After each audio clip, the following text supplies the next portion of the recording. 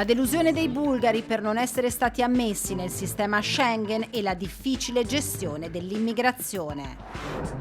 La Moldavia è la regione secessionista della Transnistria controllata dai russi e i timori di essere travolti dalla guerra in Ucraina. Il caro vita in Grecia, un paese alle prese con la crisi energetica, con l'austerità della Troika che ha imposto nuove regole e salari. Svegliami, film del regista sloveno Marko Šantić, racconta il razzismo in una città periferica slovena travolta dalla crisi dell'industria. Un turismo lento, sostenibile e transfrontaliero in Adriatico tra la Puglia e la Croazia. A proporlo è il progetto europeo Take It Slow.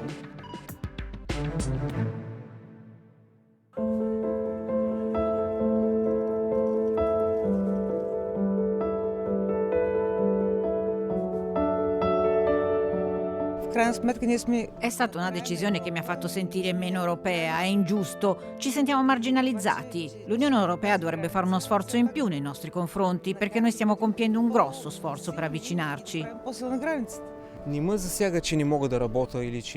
Non riesco proprio a capire perché la Bulgaria possa appartenere a uno spazio, quello dell'Unione, e non all'altro, quello della libera circolazione delle persone.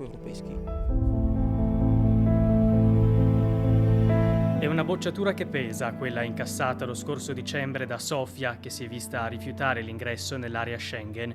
Il no è arrivato da alcuni stati membri, come Austria e Olanda, tra l'irritazione dei vertici europei, che si erano invece spesi per la missione nell'area comune della Bulgaria, e della confinante Romania, anch'essa rigettata. L'Austria, in particolare, ha motivato il proprio veto con la questione migratoria.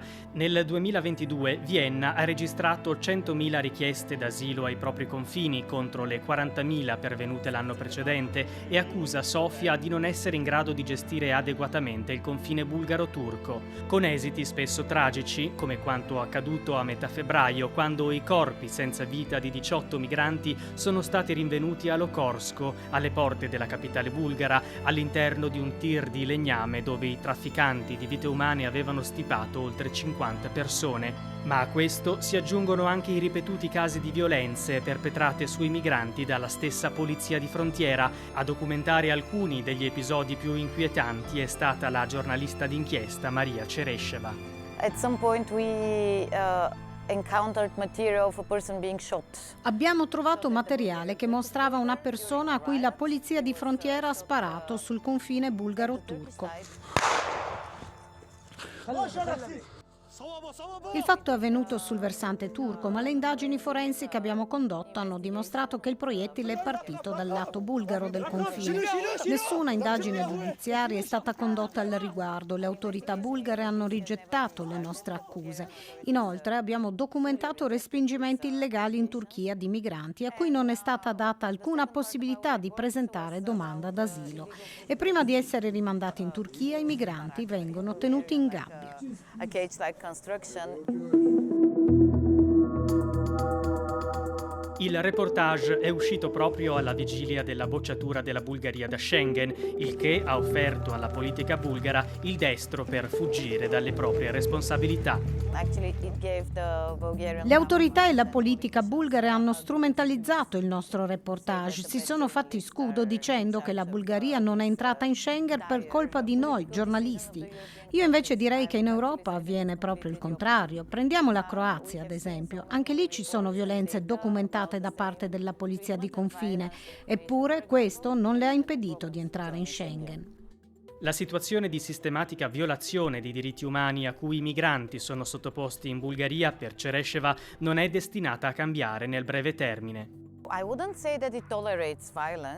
Non posso dire che l'Europa tolleri queste violenze, però storie del genere continuano a emergere da anni ormai, almeno dall'inizio della guerra civile in Siria. Esistono numerosi report e dati sul fenomeno della violenza della polizia di frontiera, ma la Bulgaria non è mai stata sanzionata o criticata per questo. Finché non cambierà la politica europea sull'immigrazione, i paesi che costituiscono le frontiere esterne dell'Unione non saranno incoraggiati rifugiati a comportarsi meglio e ciò causerà tragedie come quella dei 18 migranti trovati morti nel camion. Tutto questo non è solo colpa della Bulgaria, voi lo sapete bene perché in Italia vivete una situazione simile. Sapete bene quante persone muoiono ai vostri confini, siamo nella stessa situazione, solo che il nostro è un confine terrestre, il vostro è marittimo. Only that this is a land border, not a sea one.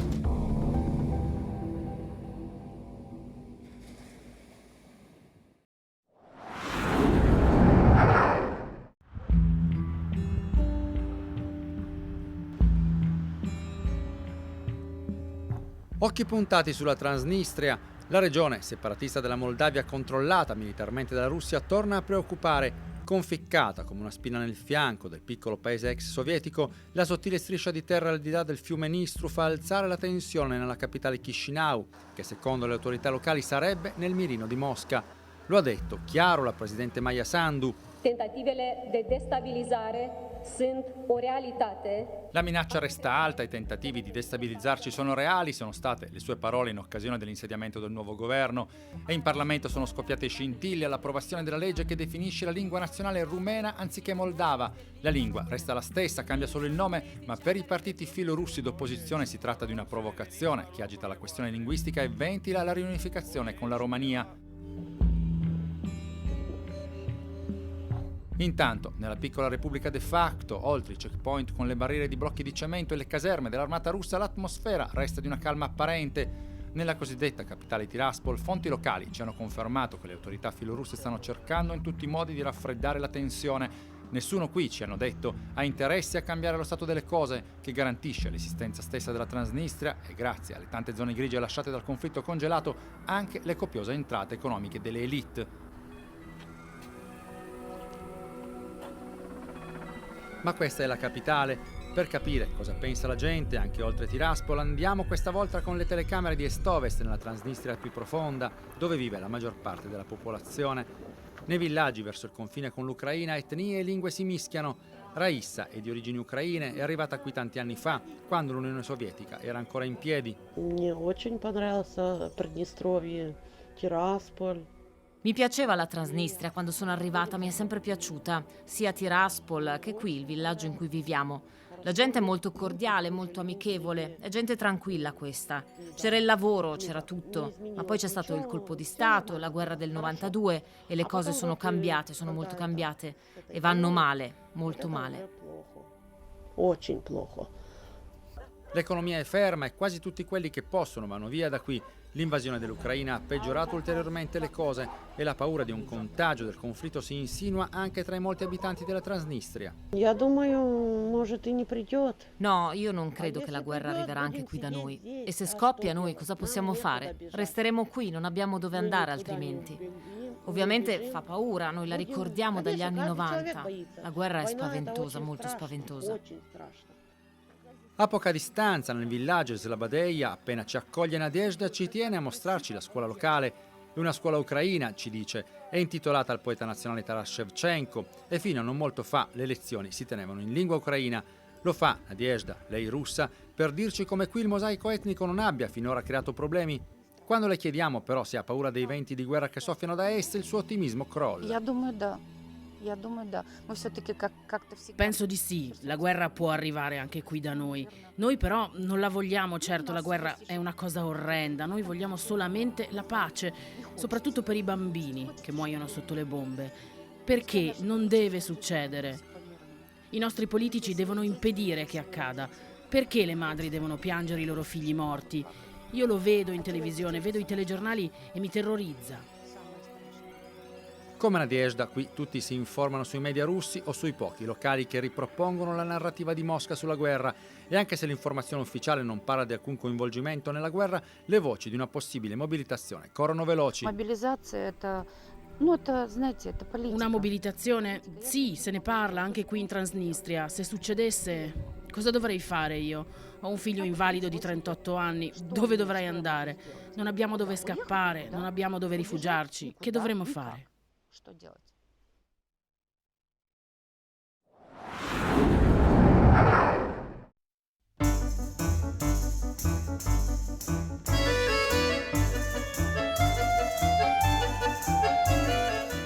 Emporio e bazar, souk e bottega. Il mercato centrale di Atene è, come tanti luoghi greci, una porta girevole tra Oriente e Occidente, dove le sonorità passano dall'aspro al suadente nel giro di un passaggio di mano. Chi vende e chi compra si incontra tra i banchi, incrociando le esigenze della cassa e quelle della tasca. I prezzi salgono sempre, non scendono mai. Che volete che vi dica? Abbiamo diminuito tutti i nostri acquisti. I cali maggiori avvengono durante il periodo del Black Friday e dei saldi. La gente, per approfittare degli sconti, si rivolge ad altri settori, per esempio quello informatico. E gli acquisti più costosi condizionano quelli di ogni giorno. Per una lavatrice si rinuncia a qualche busta di verdura. I prezzi sono molto alti, soffriamo. Vengo fin qui dal Pireo, mezz'ora di metro, perché qua sono un po' più bassi.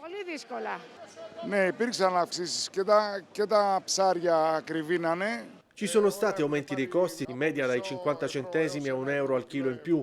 Tutto è aumentato. Che siano olive di Kalamata o spezie dalle vie d'Oriente, i cartellini riportano cifre che rimbalzano insieme all'inflazione.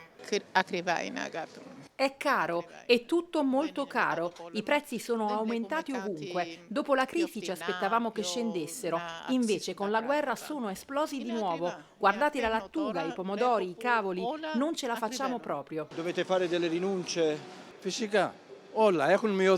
Certo, abbiamo rinunciato a tante cose. Non possiamo permetterci neanche i regali per i nostri nipoti. Gli accorgimenti per una spesa oculata ci sono, a partire dal rispetto dei cicli della natura. Dallo scoppio della guerra e con il rincaro del costo dei carburanti c'è stato un aumento dei prezzi di circa il 10%. Gli unici a non subire conseguenze particolari sono i prodotti stagionali. Dopo la pandemia c'è stato un aumento delle vendite di carne. La gente ha preso l'abitudine di fare provviste perché non si sa mai.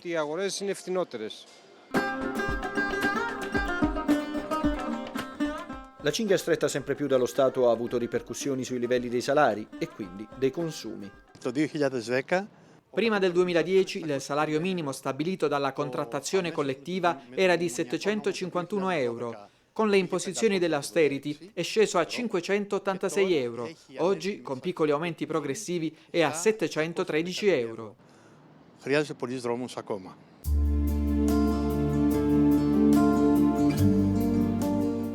Quale che sia il livello di reddito, l'altalena del costo della vita è stata e continua ad essere la minaccia più concreta e quotidiana con cui deve fare i conti la società greca. Dopo lo scoppio della guerra c'è stato un aumento dei prezzi del 10-15% a causa dei rincari dell'energia, del mangime e del costo degli animali. Ma la gente preferisce il mercato perché qua i prezzi sono più bassi. Grazie al cielo lavoro e posso fare compere qui. È difficile, ma bisogna mangiare. I prezzi sono bassi, vendiamo a buon mercato ma la gente non ha soldi. Vengono pagati il primo del mese ma arrivati al 15 hanno già finito i soldi. E nella seconda metà del mese il mercato crolla. Ho una pensione di €550 e più o meno lo stesso mia moglie. E con quelle dobbiamo fare i conti. I prezzi sono altissimi. Con i miei €300 al mese che cosa volete che faccia?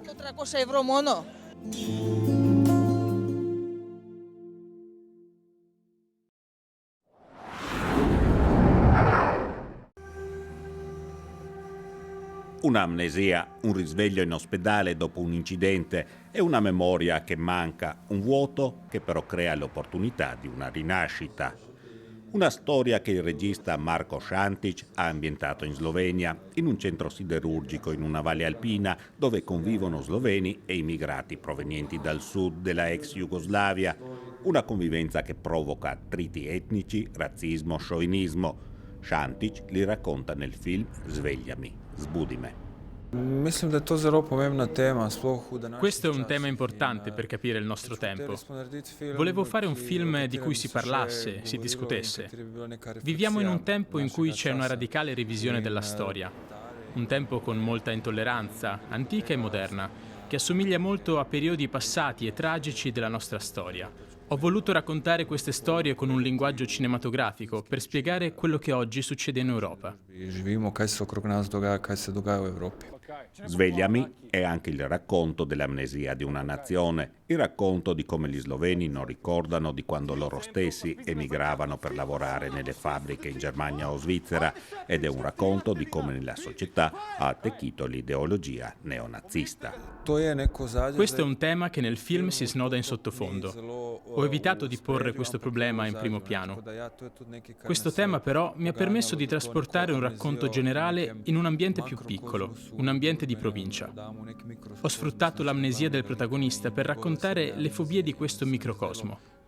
Un'occasione per raccontare un problema più generale. La Slovenia oggi è un paese che deve accogliere gli immigrati che risalgono la rotta balcanica per trovare un lavoro ed un futuro in Europa. La Slovenia ha integrato gli immigrati che arrivavano dal sud della ex Jugoslavia. Esiste però una paura molto concreta nei confronti delle persone asiatiche o africane, anche se la presenza di queste persone non è significativa, sono poche. Nel 2015 però, quando c'è stato il culmine degli arrivi attraverso la rotta balcanica, la gente aveva paura e qualche politico aveva tentato di manipolare questa emotività. La situazione ora è migliorata e la paura è in parte rientrata, ma c'è sempre qualcuno che è pronto a diffondere falsi racconti e notizie. Paure e fobie degli sloveni, ma che sono le stesse che possiamo trovare nella provincia francese, tedesca o italiana.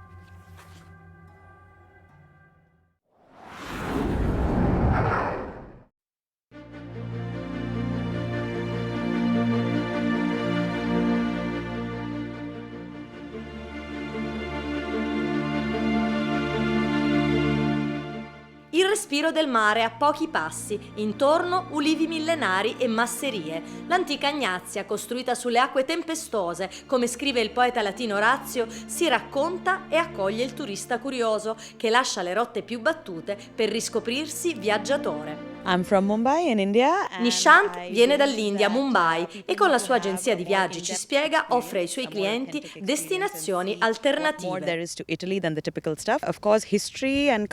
La storia e la cultura naturalmente sono molto interessanti, ma la gente soprattutto è accogliente e veramente autentica. And Puglia for me gives that authentic experience. Mi sono piaciute moltissimo le masserie, sono veramente belle. Mi è piaciuta la loro attenzione per il cibo. Questa zona non è molto conosciuta, ma sono sicura che attirerà molto gli scandinavi. Sara invece è svedese a caccia di alloggi e itinerari da proporre ai turisti scandinavi. Da giorni sono in Puglia, in terra di Fasano. A portarle qui, insieme ad altri buyer stranieri, enti di promozione turistica e istituzioni locali, è il progetto transnazionale Take It Slow. Già nel nome un invito alla lentezza, nato dalla collaborazione fra Italia e Croazia e finanziato dall'Unione Europea con l'obiettivo di gestire e valorizzare insieme il ricco patrimonio naturale e culturale della costa adriatica per un turismo verde e transfrontaliero. Siamo praticamente dirimpettai, dice Edin Jazarovic, professore all'Università del Montenegro dove insegna teatro. I paesaggi del Montenegro sono diversi da qui, ma abbiamo molto in comune. La mentalità, per esempio, anche i problemi sono molto simili. La gestione del turismo, del nostro patrimonio culturale. Rallentare, il turismo slow, questa è la via. Siamo qui per scambiarci idee e buone pratiche, pescando dalla tradizione e sfruttando anche le nuove tecnologie. E questo è il futuro.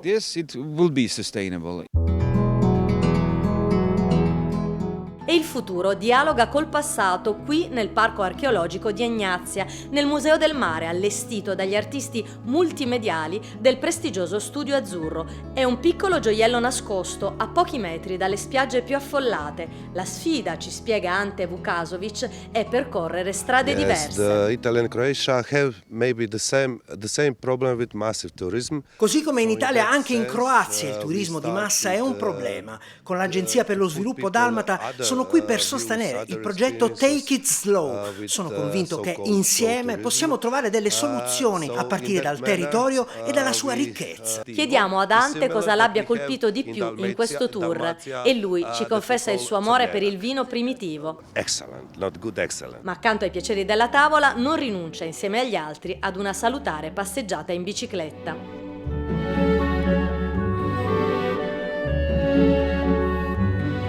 Bisogna essere lenti, amare le soste per guardare il cammino fatto, scriveva il sociologo pugliese del pensiero meridiano Franco Cassano, e noi, turisti meridiani, seguiamo il suo consiglio.